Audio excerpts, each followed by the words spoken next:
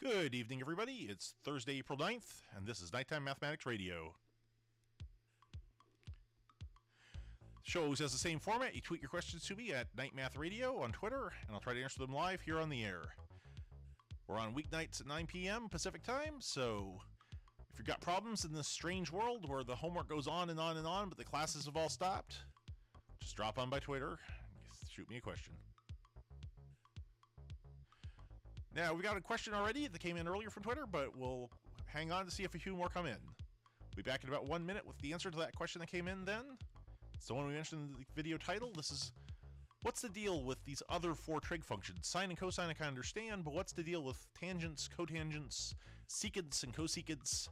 And how do you shift them around and speed them up or slow them down? Well, we'll take a look after the break. This is Nighttime Mathematics Radio.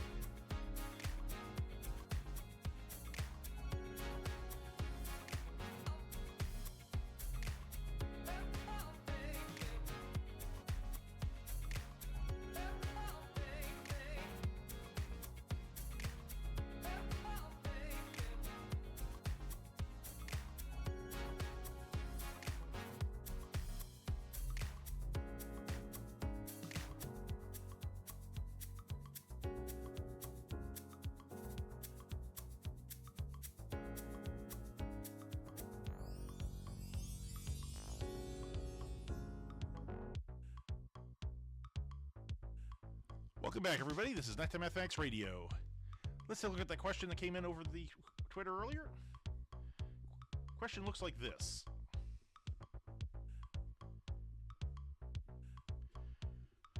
First question asks, you to identify the graphs of four trig functions, which are the ones that people tend to be less familiar with. Everybody's familiar with sine and cosine for some reason, because they're easy. But we have four more, right? We've got tangent, we've got cotangent, we've got secant, and we've got cosecant. The question is, what are these functions? Well, let's take a look. Well, remember, sine and cosine are defined in terms of the unit circle. And if you missed a brief second in class, your reaction is going to be, what are you talking about? Sine and cosine are defined in terms of the unit circle. They're defined in terms of right triangles. Sine is opposite over hypotenuse. Cosine is adjacent over hypotenuse. I learned these ages ago. And the answer is you were right, but now you're in pre-calc. The problem with defining them as opposite over hypotenuse and adjacent over hypotenuse is that only makes sense for angles between 0 and 90 degrees, but can't extend past those values. And it turns out it's really useful to be able to extend past that. It's really useful to ask, what is sine of 0? If you're talking about triangles, your action is, I'm now backing away slowly, because triangles can't have a 0-degree angle. It doesn't make any sense. You just have a little line segment. There's no angles to look at. Or I could ask you, what's sine of 135 degrees? And then you'll say, because if you define it in terms of right triangles, you've already got a 90-degree angle. You've now got a 135-degree angle. They have to add up to 180 degrees, and that's going to force you to draw a negative angle. And if you've ever tried to draw a negative angle, you don't want to. Your wrist is going to hurt. So how did we redefine them?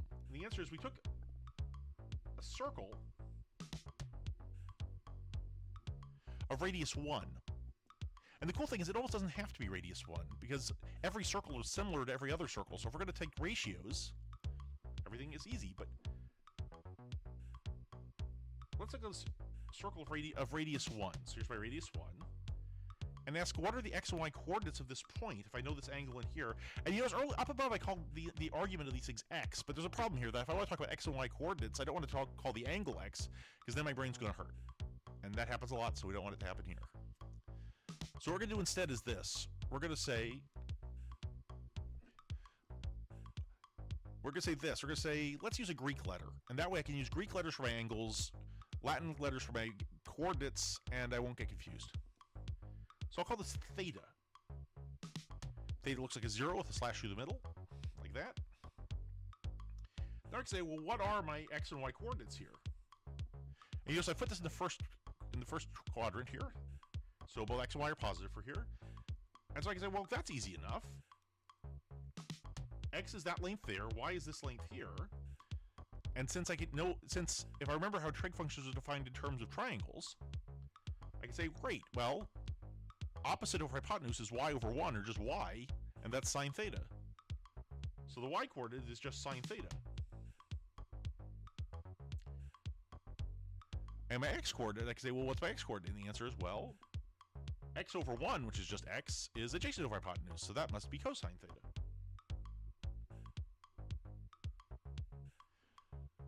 And now here's the trick. This is the fast, quick change thing that happens at this point in pre-calculus that lots of students don't notice because it happens so quickly. Is you say, you know what? That's really handy. And the reason why is this handy? Because it's exactly the same as what we mean by sine and cosine, as long as you're in the first quadrant.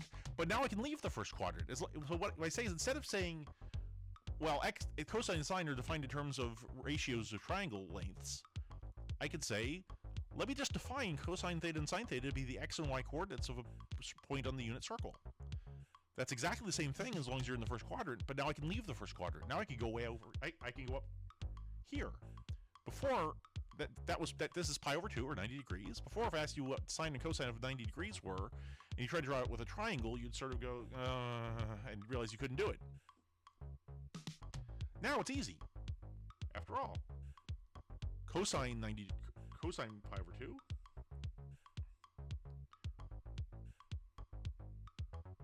must be the x coordinate up here. The x coordinate up here is 0. So cos pi over 2 is 0. And sine pi over 2 must be the y coordinate up here, which is 1.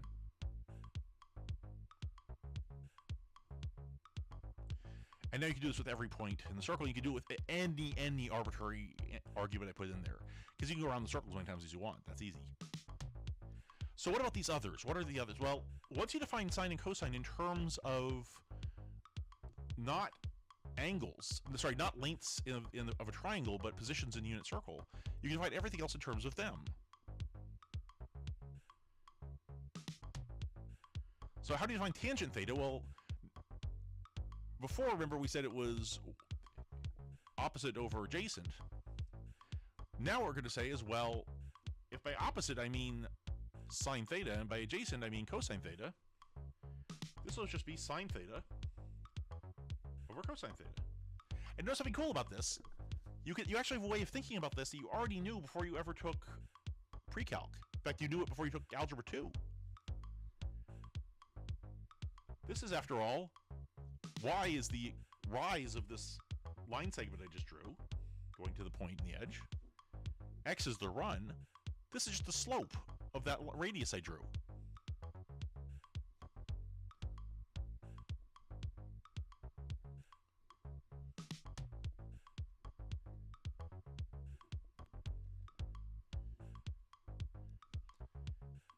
And that makes it very intuitive to draw what the thing looks like. Because after all, theta is 0. That thing has slope 0. It's going horizontal.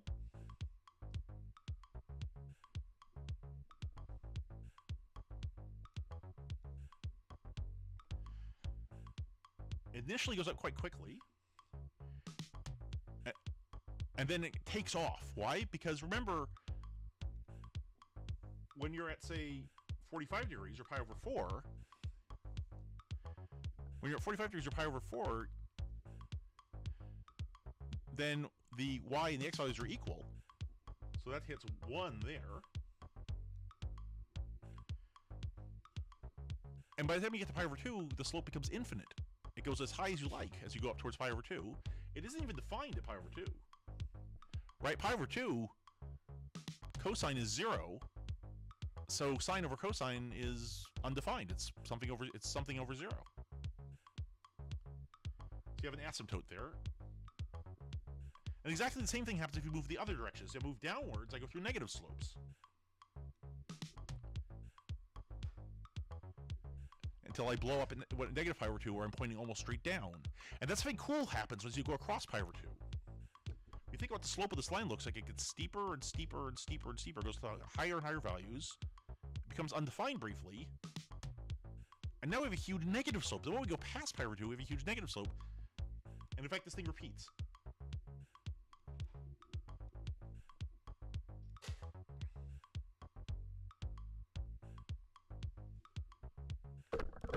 So the thing repeats over and over and over again, and this thing ends up with a period of pi. Because every time you go through pi, you've turned the radius all the way around and you have the same slope again.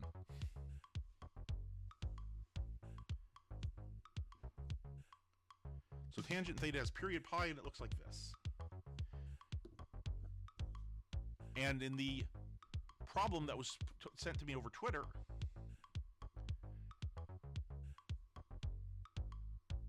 they showed us 4 pictures. I'm not going to show them because that's a matter for the person who sent them to me, but they show 4 pictures. It's fairly easy to see which one this is. How about the other 3? Let's look at the other ones. Well, let's start with the easiest one. How about cotangent? That's just 1 over the tangent. Or in other words, cosine theta over sine theta. So if you reverse x and y, that's like flipping yourself across this axis. So suddenly, straight up and down is slope 0. It's what slope would be if you flip the x and y axis. So if you imagine flipping this,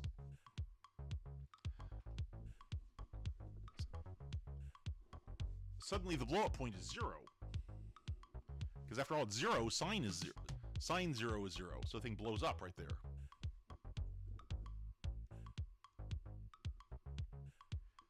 Then as you go off of 0, cosine and sine are both positive, so it comes down this way. Pi over 2 goes through 0. And it shoots down like that. And at pi blows up again. And it does that over and over and over and over. Very, very similar graph to tangent. Again, it has period pi again. Period 180 degrees, because again, this is a slope when you're standing on your head, but it's still a slope, so you can still... So it still repeats after 180 degree turns. That's all fairly straightforward. So that's a cotangent.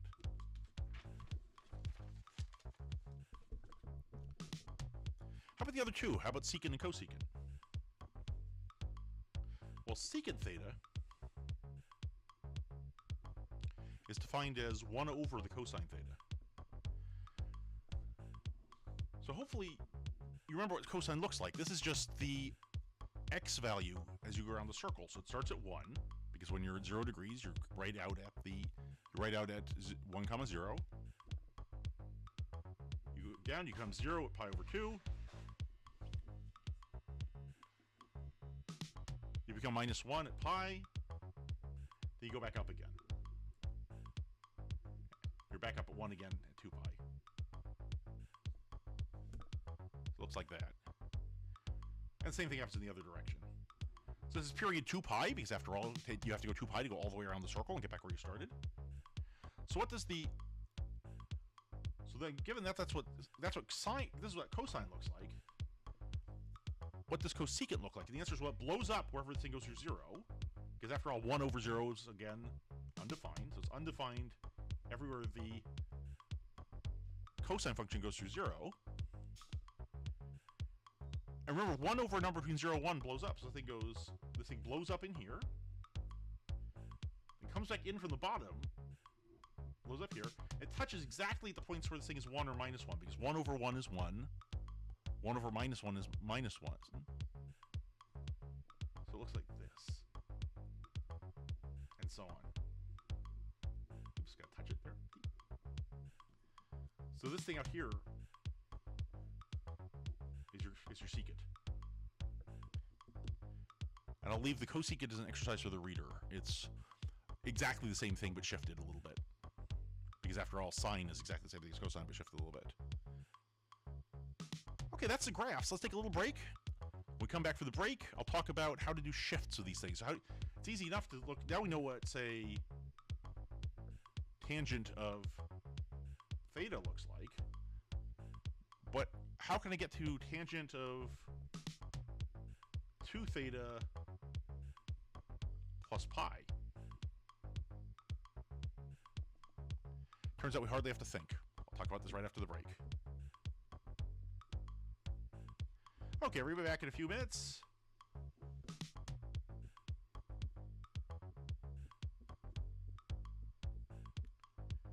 This is Nighttime Mathematics Radio.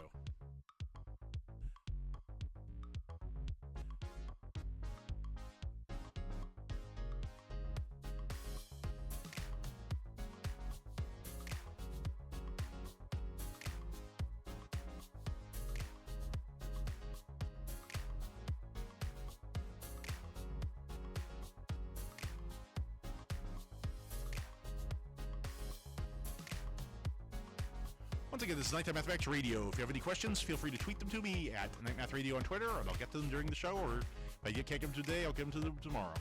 Nighttime Mathematics Radio.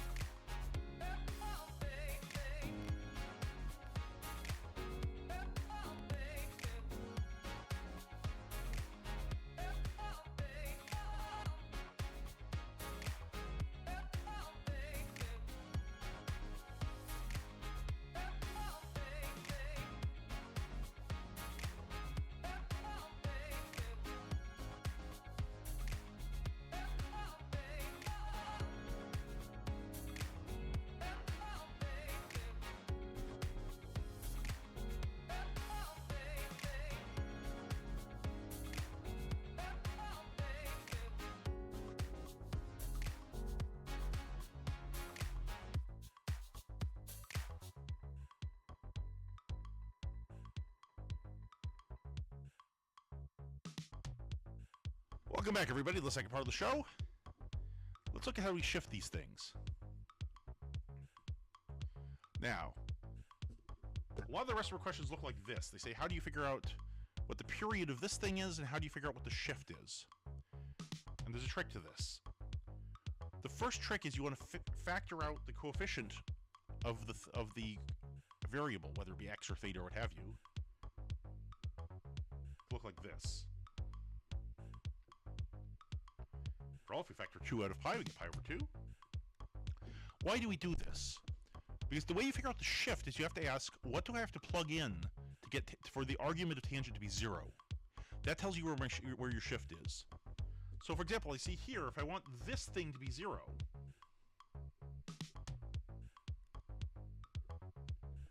then, just using a little teeny bit of algebra, theta plus pi over 2 must be equal to 0. Or theta must be equal to minus pi over 2. That's the shift. What this tells you is if I plug in minus pi over 2 to this thing, I get 0. So this thing is shifted to the left. Where before, if I just write tan theta, it goes through 0 right at 0. this thing goes through 0 at minus pi over 2. So we've shifted to the left by pi over 2. That's how you figure out the shift. How about the period? Well, to figure that out, you have to say, well, if I didn't have a coefficient, if I didn't have the multiplier here, this thing would go through every time I increase theta by pi, I'd get to a repeat of the tangent, because our tangent just goes up. You know what tangent looks like? It's this endless repeating series of things that look like this. Up, up, up, and so on. So the question is, well, now how much do I have to increase this by in order to increase the argument of tangent by pi? And the answer is, well, this is being multiplied by 2. So if I increase theta by pi over 2, I increase the argument of I increase 2 theta by pi. So the way you see the period is just pi divided by this number out here. In this case, 2. Because that's how much I have to increase theta by. If I increase theta by pi over 2, I increase the argument that goes into the tangent by pi, and that's the period of a tangent. So this thing has period pi over 2. When I go through pi over 2, it's already gone through. So pi over 4 blows up. Pi over 2 gets back to 0. Pi over 4 blows up again. Pi over 2 it's back. So every pi over 2 this thing now repeats. And that's how we can sketch this graph. And that's true for every one of these problems that we were given. You notice once you get used to them, you can just read them right off. So for example, just looking at one of the problems from the thing, we were asked, well, what about 6 cosecant? Oops. Pi over 3x plus pi. Well, let's see. Let's factor out the pi over 3.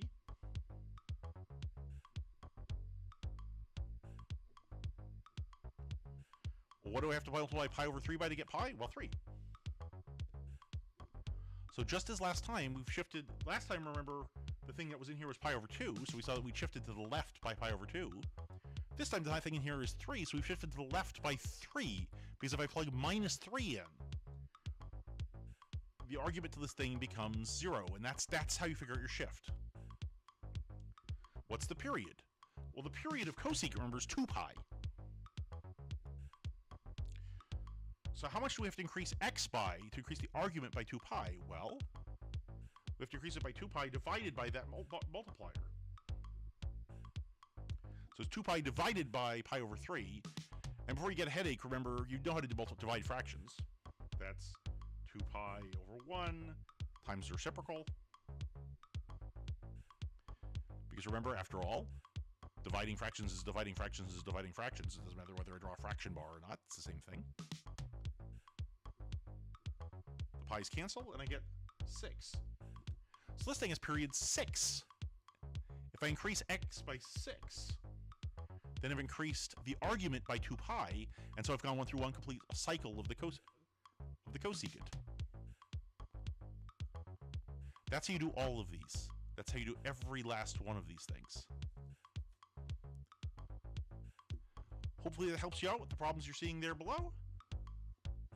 This has been Nighttime Mathematics Radio.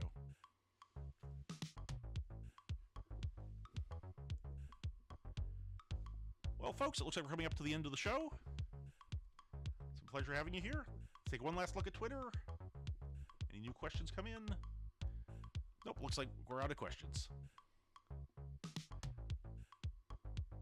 Well, this has been Nighttime Mathematics Radio. So once again, in this strange world where the homeworks go on and on and on, but the classes are in this weird state. They sort of exist, they sort of don't. They might be on Zoom, they might be on YouTube, they might just be hypothetical. But the homework certainly isn't. Well, for now, everybody, stay safe, keep doing the math. See y'all next week.